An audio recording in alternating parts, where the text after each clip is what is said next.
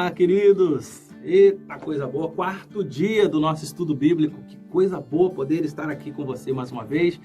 Que fantástico poder compartilhar com você as verdades bíblicas, né, daquilo que Deus tem a falar conosco. Essa semana estamos falando da carta do apóstolo Paulo para Filemon e tantas verdades, tantos ensinamentos nós temos compartilhado e partilhado nesse tempo aqui.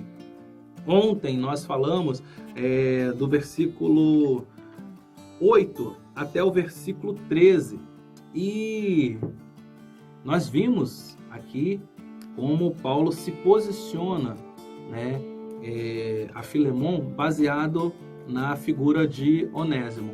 Onésimo, que foi alguém que era escravo de Filemon, ele roubou Filemon, ele fugiu, ele se encontra com Paulo numa prisão e Paulo, através da pregação do Evangelho, faz com que aquele homem tenha uma vida transformada em Cristo Jesus.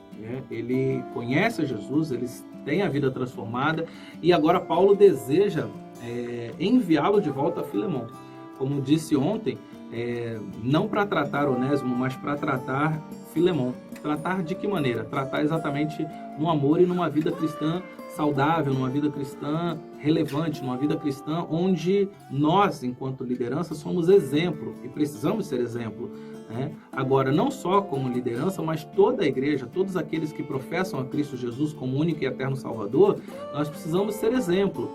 O mundo está aí a todo momento tentando buscar alguma falha, né, do cristão, buscar alguma falha do evangélico, buscar alguma falha daquele que serve a Cristo Jesus, né? E para poder acusá-lo, para poder verdadeiramente tirar, né, a sua credibilidade diante de tudo aquilo que ele fala. Mas o que Paulo nos ensina aqui? É que nós devemos confiar não no homem, mas em Cristo, porque quem gera a transformação em nós é Jesus.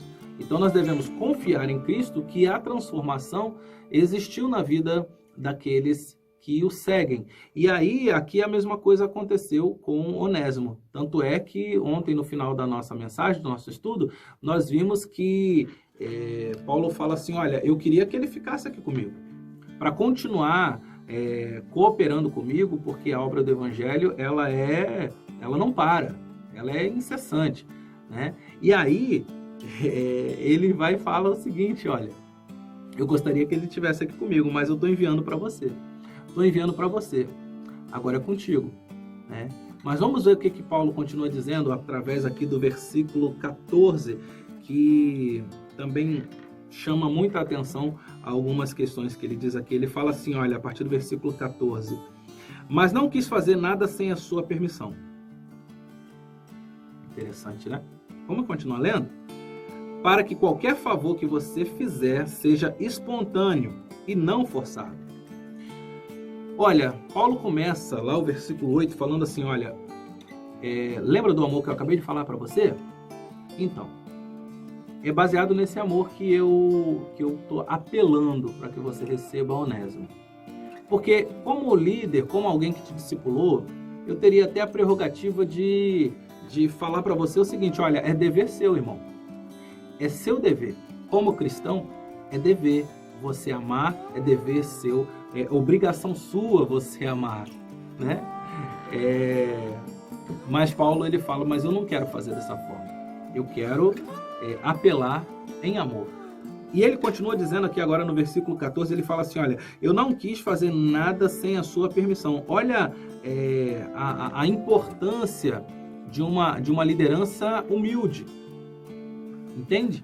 Ele fala, eu não quis fazer nada sem a sua permissão, eu quis fazer de uma forma que você fosse espontâneo, que você escolhesse tomar essa atitude, que você escolhesse recebê-lo, que você escolhesse amá-lo, que você escolhesse não julgá-lo, para que nada que você venha a fazer seja forçado.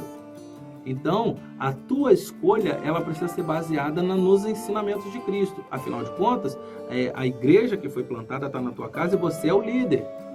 Então, seja exemplo. O que ele está querendo dizer, queridos, é que, como eu tenho dito aqui ao longo desse nosso estudo, nós enquanto cristãos, toda a igreja, não só a liderança, nós somos exemplo. O mundo espera de nós exemplos.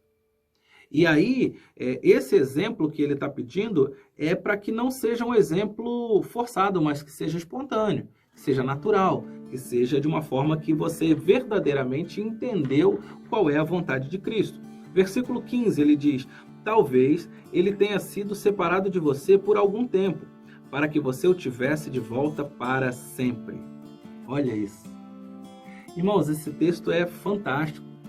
Esse versículo aqui, ele chama muito atenção para o tempo de Deus. Ele chama muito atenção para a vontade de Deus e para o processo. Às vezes nós queremos que as coisas aconteçam de maneira imediata, que a transformação das pessoas sejam de forma imediata. E para que tudo aconteça, para que a vontade de Deus se estabeleça na nossa vida de maneira imediata. Aí, na verdade, nós estamos colocando a nossa vontade acima da vontade de Deus. Porque a vontade de Deus, ela se estabelece, mas ela precisa ser no tempo dele, que é perfeito. Entende?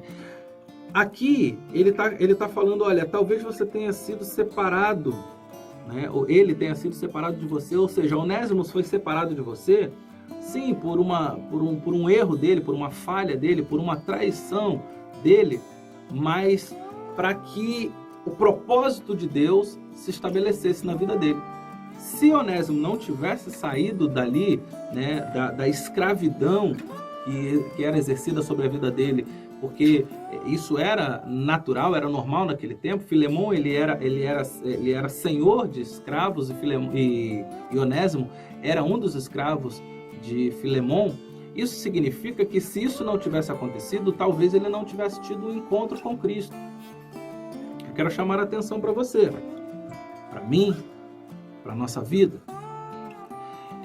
Quantas pessoas que trabalham conosco, ou na nossa casa, ou na nossa empresa, conheceram Jesus através de nós?